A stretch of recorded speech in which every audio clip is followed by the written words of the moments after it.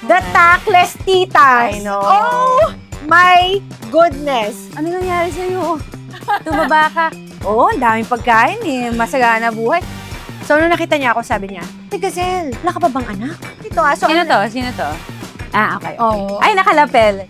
What are your thoughts about the holidays creating pressure kahit hindi ka pa okay dun sa tao? Siya yung tipo na, wala akong nakikita, you are dead to me. Hindi ko ipo-force yung sarili ko maging okay with someone just because of the holidays. Sa tingin nyo, since Pasko naman, attendan lahat ng mga nag-invite Pagbigyan. sa'yo. Ngayon nga lang tayo magkikita-kita, pumunta ka na. Hala, ka-anak ka, wala namang tatay. Dami sinabi. Say what? Hello everybody, this is Abby Asistio. And Jikan Las. For a very special episode of Say what? Snackables! Ayan, we're doing something very different for our show kasi we have so many friends who want to send their stuff, try daw namin, at excited kaming kumain. Oo. So, meron tayong chill, chika, And and chicha. chicha. So, what do we have today, G? Today we have Salmon HQ. Thank you, Salmon HQ. Looks so good. We have salmon sashimi. And sushi platter. Yan. So, alam ko, gutom na tong katabi ko. Sobrang gutom na. So, habang nagchichikahan tayo sa napakagandang set ng Cuddle Bunny. So, do we reveal the topic or do we dig in first? Yeah, sige, i-reveal. Reveal na natin to. Reveal na natin Revealson. yan siya. Si Ano? Revealson. I-reveal. I-reveal na natin to. Ano ba ang pag-uusapan natin today? Manonood ng podcast. Yan ako, Revealson. Ang ating topic for today is something I know everyone can relate to. It is Christmas pressures. Tong, tong, tong! Ano yung mga questions na yan? Pag nag-invite ka ba ng gathering, ikaw ba yung toka or lahat mag-chip in? Oo nga, tapos tatanungin ka sa mga bagay na nangyayari sa buhay mo. Obligado ka bang sumagot? Oo, or Mag-open up, magtaray. magtaray. Oo. Oo. So pag-usapan dami. natin yan habang ine-enjoy natin ang Salmon HQ. Yan. Let's dig in. Let's go.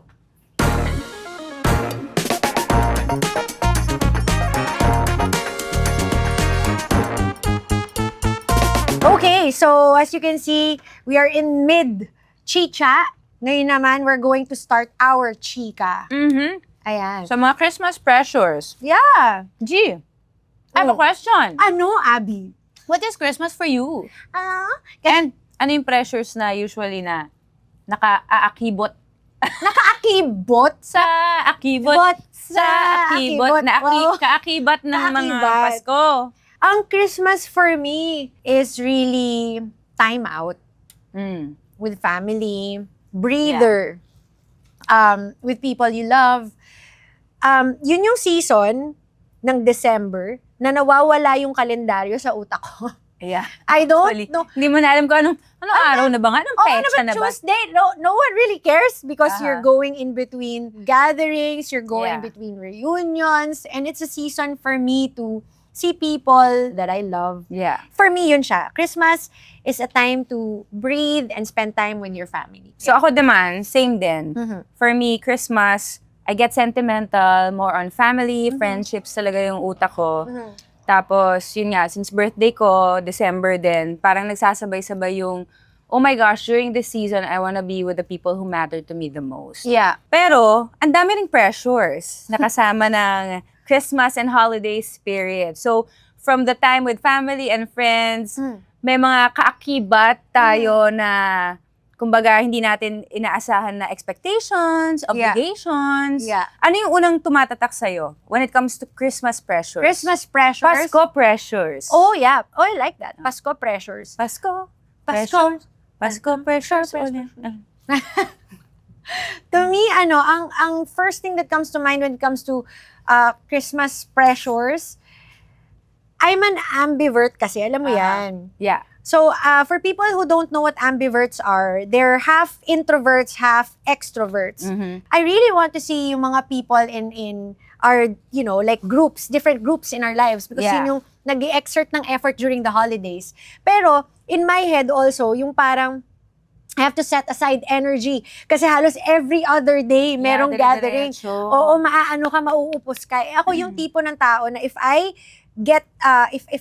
spend time with someone in a social gathering, plinano ko yun in my head. Pag ako, nakipag-chikahan niya, ganyan, after 5 hours, upos na ako, uwi na ako niyan, and I'm gonna enjoy a few more days or even weeks na chill lang ako. Yeah. Tapos trinay ko one time, na pumunta ako sa isang gathering, minatch ko lang yung vibe ko for that moment.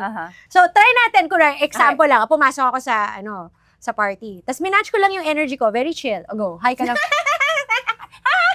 Hi, okay naman ako. Ay, di ba magsak yung energy? So, parang... Anong problema ni G? Ano ba yan? Parang may Paskong Pasko? pinagdadaanan, bigat-bigat. Pumunta pa. Oo, ganon. So, at some point, yung pressure for me, the first pressure that comes to mind is, pag nasa gathering ka, bumabangko ka. Yeah. Like ikaw yung kwento, chika, hindi ka pwede yung nasa side lang, tapos nag-aano. Tapos na-realize ko din, yung mga ganyang pressure, kasi ilang beses ko na rin na gawa na when it comes to parties, ako yung nagiging game master, ako yung host. Yeah. Ikaw nga yun. Ikaw yung pero MC. feeling ko, dati kasi the way I would feel or think is, kung hindi ako, walang gagawa. Parang gano'n parati yung parati kong, sige na, yun na yung contribution ko kasi sino magpapasaya? Yes! Sino magpapasaya? Ako yung nagpapasaya, charot. Pero habang lumilipas ang panahon, nagmamature ka na, parang, bakit ako? Ngayon Gusto mo nafe-feel naman, ko, bakit ako? Pwede bang mag-attend lang at makisaya? Bakit kailangan ako parati? Yeah. So, coming from Christmas pressure, parang minsan, a big part of that is you putting the pressure lang on yourself. Kasi if you tell people naman no, okay lang. Same with a big pressure to go to all the Christmas parties. Have you tried saying no? I have. Actually, I have one later. I don't know if I'm gonna go. Meron ka pa. Oo, so sa mga nanonood dito, what do you think? Kasi okay pa rin ba na sa tingin nyo, since Pasko naman, attendan lahat ng mga nag-i-invite sa'yo, pagbigyan, sabihin, ngayon nga lang ngayon nga lang tayo magkikita-kita, pumunta ka na. Eh paano kung yung ganyang request everyday meron, minsan twice, why do you feel like you need to stretch yourself too much to the extent na hindi mo na nasi-celebrate? Yeah. Diba? Yeah. So, I think part of this whole pressure sa Pasko thing is also knowing when to say no and what you need at the moment. True. I'll add to that. Yeah. Another pressure is the financial pressure. And I'm sure people who are alive will be able to get this. Doesn't matter if sobrang yaman mo or alam mo yun, in need ka, there's always this pressure to please people. Yeah. Ikaw, what do you think? What do you guys think? When you give a gift, do you give for them to feel good or for you to look good? Ako, more on, sanay ako to make them feel good. Kaya hindi ako maano sa regalo na kailangan sobrang magarbo. Gusto ko yung kung ano yung ma-appreciate nung tao. Pero, meron na rin akong hindi na ako nahihiyang mag-disclaimer. Like what? Guys, alam nyo na, sa Pasko, medyo lang tayo dito, naka-budget tayo. Pero magbibigay ka pa rin ng something meaningful. Pero not to the point na you would push yourself to reach an expectation na hindi mo talaga kaya. Or mababaon ka pa, di ba? Yung sa pressures na pinag-uusapan natin kanina, mabalik tayo dun sa love languages no? Kasi people wanna give gifts. Pero yung gift na ibibigay mo, hindi naman kailangan parating material things. So siguro, yung friends natin na lahat ng Christmas party pinupuntahan, sa kanila, yun yung gift nila. Gift of time, spending moments with their loved ones. And yung iba, marigalo. Ito, taas ang kamay ng lahat ng party organizers. Saludo ko sa inyo. Kasi merong mga, in each barkada, in each clan or family, merong mga taga-organize. Yeah. Taga-put together ng GC, taga-book ng venue, taga-kuha ng head count. Bibigay ko anong theme. Magbibigay magkano ang pang Kris Kringle. Hindi ko kaya. Kaya respeto ko sa ganun kasi extra effort yun. Tapos magbibigay sila ng, guys, ito pa-add na lang ng name for head count, tapos walang magre-reply. Yung ganun. Konsiderasyon naman din sa mga party planners. Oo, it's an extra effort kasi. Yeah. I guess Christmas is also the season to express your love language? Service yun, yung mga party planners. Oh, acts of Yun service. yung gift nila na ako nagagawa, ako na mag-organize. Isa pang pressure yung sa sa social media. Oh, Parang ayaw mo naman makisabay, sa totoo Mhm. lang. Pero parang may part na pressure na, okay, napuntahan mo na yung lahat ng party, pa-post ko ba lahat ng party? If you didn't post it, it, It didn't didn't happen. Yeah. Oh, pero with that kind of pressure, do you feel na pag yun, sobrang Christmas vibes na yung mga tao, tas ang ganda ng mga, anong tawag doon? Charcuterie Charcuterie board. Meron pa fireworks, may pa champagne. Oo. Na ka ba doon na gusto mo rin, ako kaya, ipopost ko? Hindi ako nakikisabay Mhm. in the sense na naiinggit ako. Nakikisabay ako kasi I feel like that's me. Mhm. I feel like I love the creating new traditions. I Yeah. love, and having pictorials on a nice studio. Mhm. I love building memories. Mhm. So, hindi ako nape-pressure in the sense na i-inspire ako. Pag Yeah. nakakakita ako ng charcuterie board, kasi totoo yun, nakakita ko ng mga charcuterie Ang board. ganda. Parang, Ang gaganda ng charcuterie board. Parang ako pag nakita ko ng post na ganun, parang iniisip ko, sa akin kaya? Parang, parang na-inspire ka. I get For you, ideas. Hindi siya inggit. Tsaka ang saya din eh. Yeah. Parang nai-imagine nyo ba yung sa mga gumagawa ng mga decorations or yung mga kunyari nagbabalot ng presents Yeah. or nagluluto for the family. This is gonna sound so deep, pero isn't that what life is about? Mm. Yung parang you put extra stuff into each season while you still can. Yeah. Ang ganda nung pinanggagalingan mo kanina na sinasabi mo rin na sometimes these things, you admire them, it inspires you to do something your way also. Yeah. Can I scale it back a little bit? Okay. We're talking about making Christmas memorable. Mhm. What has been a memorable Christmas for you? May it be good or bad, pero tumatak siya. Ako, most memorable Christmas ko, marami mong memorable, pero ito yung tumatak ngayon na tinanong mo. Yung first time namin na makasama yung family nila Tita Nads at saka family ko. Kasi yung setup namin, yung dad ko, nagkaroon din siya ng isa pang family. So, syempre, nung umpisa, warla, tension. I can imagine. Through the years, syempre, nagkakilala na rin kami ng mga kapatid ko, yung mom ko, si Tita Nads, naging friends na rin. First time namin na nag-celebrate kami na nandun kaming lahat. So, it's one whole big family. Your family is big. It's a big family, yeah. I have mga siblings pa abroad. Oo. So, it's a very unconventional setup that we have, but we've learned to really love it and make it work. Okay. Applicable to sa atin kasi we're on the show together. Okay. And we've spent we don't spend actual Christmas days and New Year's together, but the Christmas and holiday season we hustle together. We, do some endeavors together. And do you remember when we were selling cookies in the village? Oh my. Oh my God. So, okay, for people who don't know, I'm a baker. Uh-huh. And I have these products before. My dessert business was called Molten Kitchen. Yeah. I'm gonna revive it, and so stick around for more announcements from that. Pero before, my old form of that business was baking cookies. Cookitsa. Okay, Cookie pizza. Cookie pizza. Flash that on the screen. It's this Molten Kitchen cookies. Molten Kitchen. With Julian Tao. Aroha.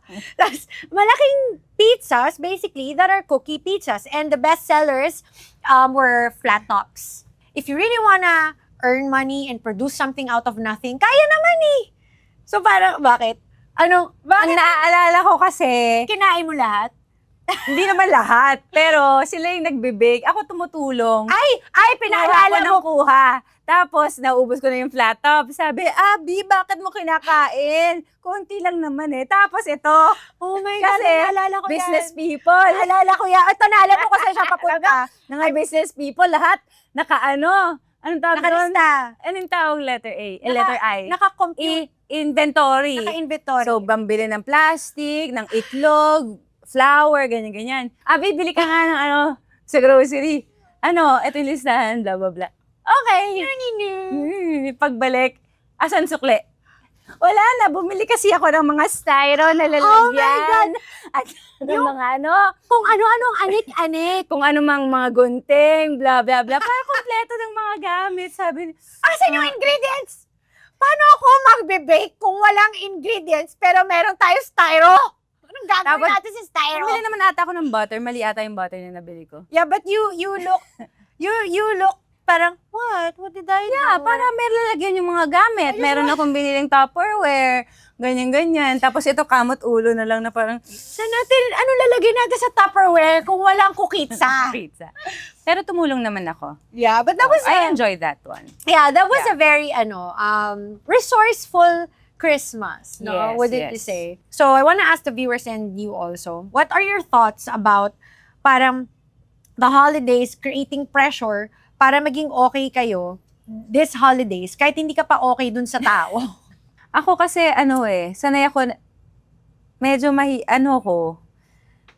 yung, kunyari, nakita ko na, ngingitian ko na. Ganun nga siya. Ganun siya. Hindi ko na ma-help eh. Hindi, tsaka alam ko na kung anong itsura niya pag nasa gathering. Tapos, Siya kasi kaya niya man dead man ng tao. Siya yung tipo na, wala akong nakikita, you are dead to me. Ganyan grabe siya. naman. Totoo, hindi. No, but I mean, Totoo, hindi. if I'm not ready. Totoo, hindi. Oo nga. Okay. Totoo, if I'm not ready, hindi ko i-force yung sarili ko maging okay with someone just because of the holidays. Kasi, alam mo yun, after the holidays, warla tayo. Yeah. Kasi Pag nag-holidays, nagkabati kayo, okay na kayo dapat. Oo, pero kasi I'm a very, and you know this, I can't really fake, Yeah. like kunwari, yung inis ko sa mukha ko, hindi ko siya natatanggal. If I'm pikon, di ba? If you're pecan, If I'm pikon, I won't make you pansin. I won't make you pansin even if you sut from the corner. Sut from the corner. And not because you want to be mean, not because you don't want to be reconciled, but because you want it to be genuine. You don't want to be, May Yeah. favorite kaming line, wag mo kong casualin. wag mo akong casualin! Di ba? Oo! Yung meron kayong samaan ng loob, meron kayong issue, tapos biglang pag nakita ka, parang walang Wala lang. nangyari. Huwag mo Oo. kong casualin. Huwag mo akong casualin kasi i-call out ko talaga yun. Huwag mo akong casualin. Ang lala nung nangyari, like we definitely don't need to talk right now or we need to talk about it or we need to discuss things. Yeah, Pero, ako, I don't mind, like, smiling or saying hi, pero hindi yung, hindi na, bati na tayo kasi, holiday. Our heart is soft naman. Pero yun nga, you also have to protect it. speaking of people that we don't like to see at functions or reunions, enter the my. tactless titas. I know. Oh my goodness. Yung alam mo na, ina-anticipate mo na kung ano yung mga Oo. itatanong nila sa'yo at sasabihin. Oo. I actually did a skit about this. So, nakuha ko yung concept na yun because at the time I was single.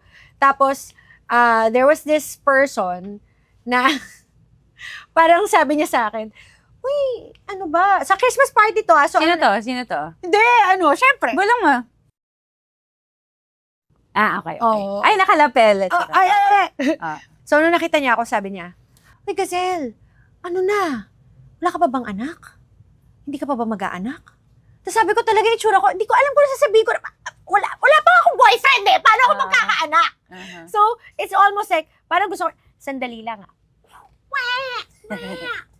Hala, nagkaanak ka, wala naman tatay. Dami sinabi. Ang dami Damned if you do, damned if you don't. Oo. Ano yung mga, other than being single, kasi yan din yung parating nako-comment sa akin, ano na, ganyan, single ka pa rin.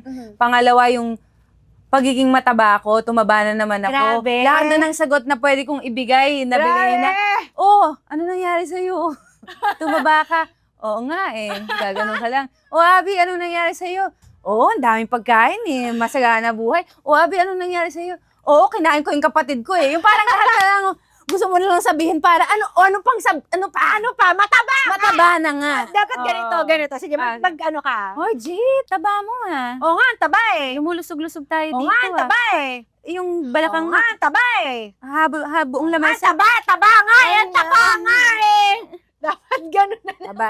Speaking of tactless tita, Yeah. ang isang big realization ko, OA, taas ng boses. Tayo na yung tita, girl. It's a good reminder then to be cautious and Kasi mindful. you know, coming Yeah. from the other side. To be mindful of what you say to other people. Kasi ako may pamangkin ako si JD. Minsan, kasi eto siguro yung perspective ng mga tita na nagbibigay ng intrusive question sa atin. Yung parang since pamilya ko siya, tapos mas bata sa akin, parang ako yung mas nakakatanda eh. So I could say what I wanna say, I could ask what I wanna ask. Pero minsan, I would be playful and be bargas with my niece. Tapos makikita ko gaganon siya na parang wait lang, out of line na rin ba yung mga hirit ko sa kanya. So it's also about seeing how that affects the person, yung mga side comments. Taking social cues. Taking social cues. Yeah. Oo. Pag alam mo na mukhang she's not so keen on talking about it or na-offend siya sa comment mo, stop mo na. So given na tayo na nga yung mga tita, Yes. so tayo na yung mga taga-organize ng mga dinner, pa-party, ganap.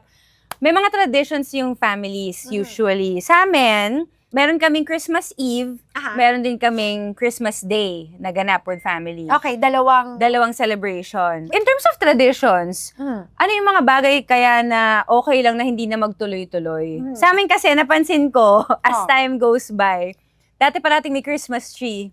Nakaset up na yan pagpasok ng December. Ewan ko kay mommy kung bakit ayaw niya na mag-Christmas tree, tinatamad daw siya. Kasi, hindi na nag-Christmas tree? well, parang this year, ayaw niya na mag-Christmas tree. Okay. Kasi nakatambak daw yung Christmas tree nakatago. Sabi ko, hanapin na natin, kunin natin, mag-set up tayo. Sabi niya, effort. Pero, ayun, di ko alam kung mag-Christmas tree pa rin kami. Pero ang isang tradisyon na hindi na namin ginagawa is kumain ng midnight. Dati kasi, walang kakain. Hanggang mag-12 o'clock. Antayan yan. Yung talagang yung gutom na kami, tapos bawal magbukas ng regalo, di ba? Bawal kumain. Yeah. Bawal mag-gift giving hanggang mag-midnight ng Pasko. Kayo, may mga traditions kayo na hindi na tinutuloy? So, for the whole month of December, okay lang sa akin na na-drop na namin yung paputok. Okay. Hindi ko siya feel. Magugulatin kasi akong tao.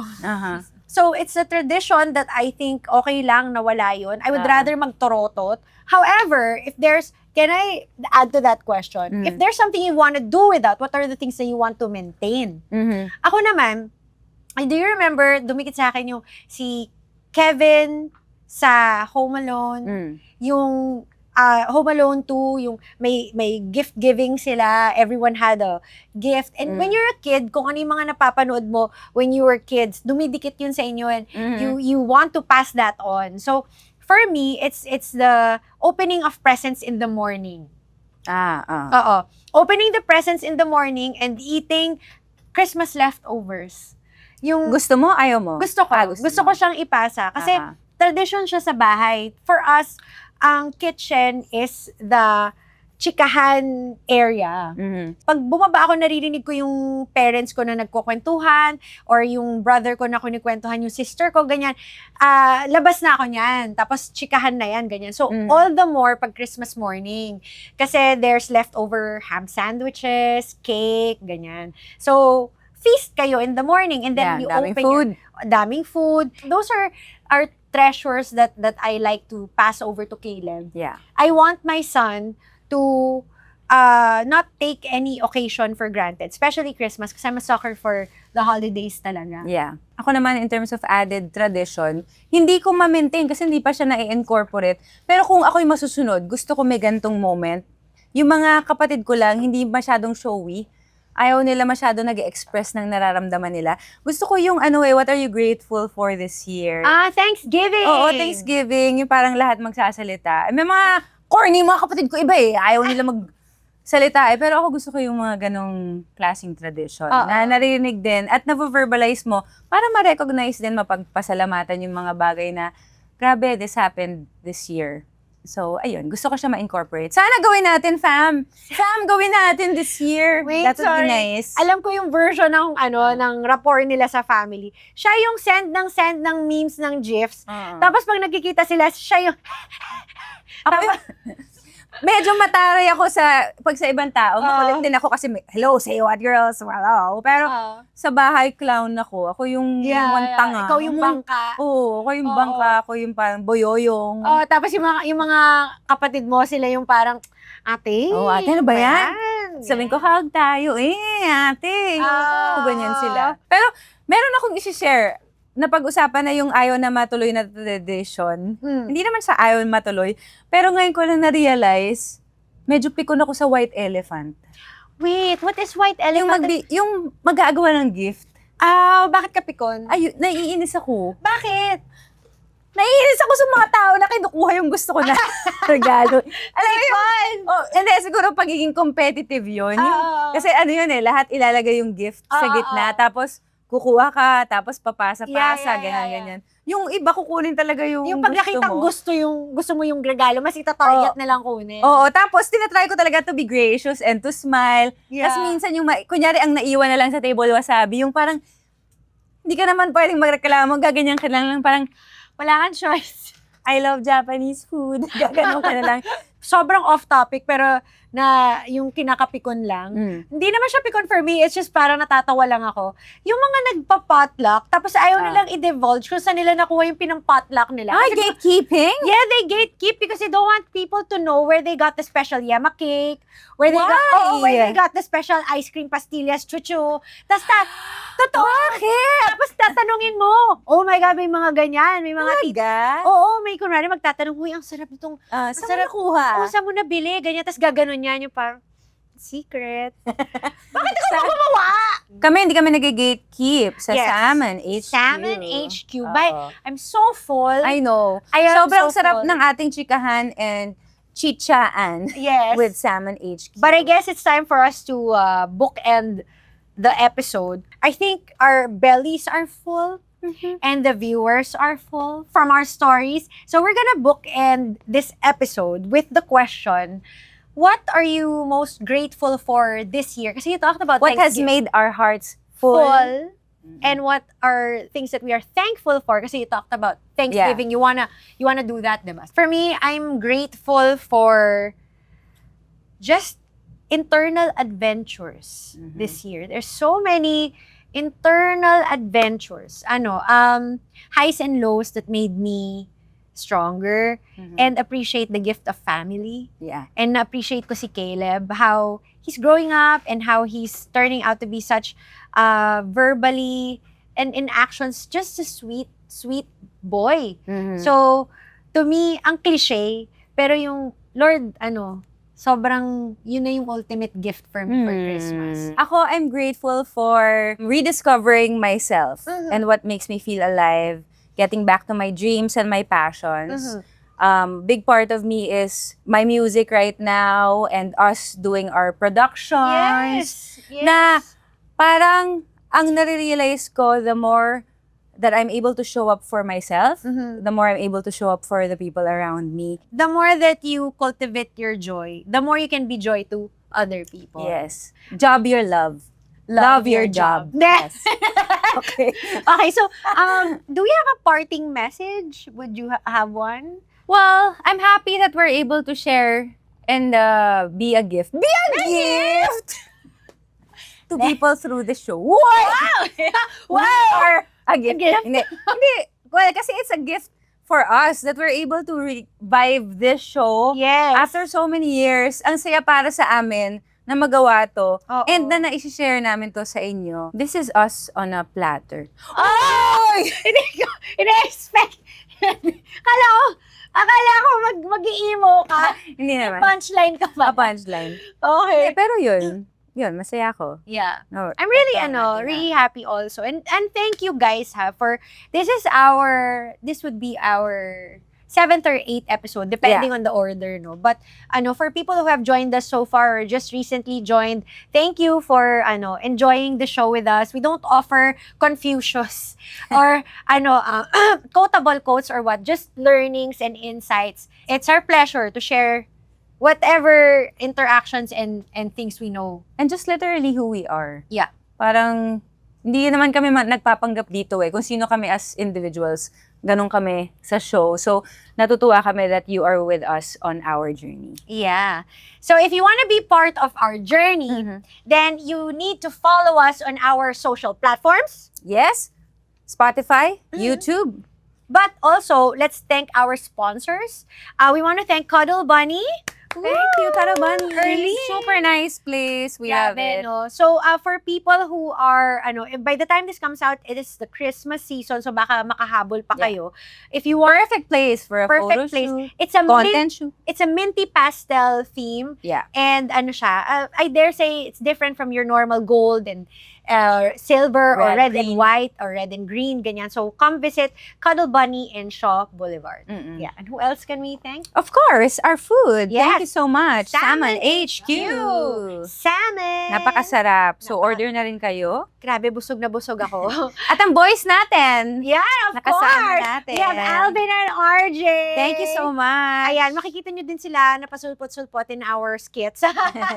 Correct. And also, shout out to When in Manila, who's also our media partner. Thank you for helping us put out the show out there. And the Pod Simple Network. Joy. Simple Joys. Of course, for our dependable furniture. Ayan, and... Yeah, that's something new. You mentioned that we are officially with the Pod Network Yes. now. We're part of the Pod Network family. Oo. So, yeah. That's such an Mas masaya. incredible roster. They have the Mm. Cool Pals, they have Sam YG and DJ Chacha, Yeah. Kuya Kim. Kuya so, Kim is there. Oh, Kuya Kim. So it's a very we're very privileged to be part of that group. And so we're gonna be We're gonna go. we're We're gonna end. gonna be back. We're gonna bounce. We're gonna bounce. And don't forget to download her music Oh, on yes! Spotify. My song, Halaoy, is out on Spotify, Apple Music, and all digital platforms. And for Christmas, I'm also sharing my song, Malamig na Naman ang Pasko. Na-release ko na yun a few years ago, pero ngayon natin i-push na wala ng pandemya. Yeah. So please support that as well. Yeah. And for me naman, abangan nyo on, I think, January 9th. Oh my gosh, she has a new show! Oh my gosh! She's acting again on TV! Yes! So happy! I'm so happy. Yeah, so I'm gonna be in House of Lies Yay! with Beauty Gonzalez, Mike Tan, Jackie Lu Blanco, Lito Pimentel. It's a star-studded Snooki Serna, Kokoy De Santos. So it's a star-studded cast. And I'll be there, me playing Hannah. So, Yay! Hannah! Watch out for it. And I also, nagbabangko din ako ng mga sketches on GTV. So, do watch those latest releases. We have so much in store for you guys. It's crazy. Yep. So, 2026, you ain't ready! I know. Grabe yung 2025. Ganito tayo. Ganon. So, paano? Yeah, so abangan nyo na lang what's next. And we still have one more episode left before the year ends. Yes. We have a New Year's episode. So watch out for our announcements. We launch for now every other Saturday, 7 p.m. So abangan nyo na lang yung announcement namin pag nag-release. Yes. Alright. All right. So, again, Abby. G, and this is Say what? Bye, guys. Bye!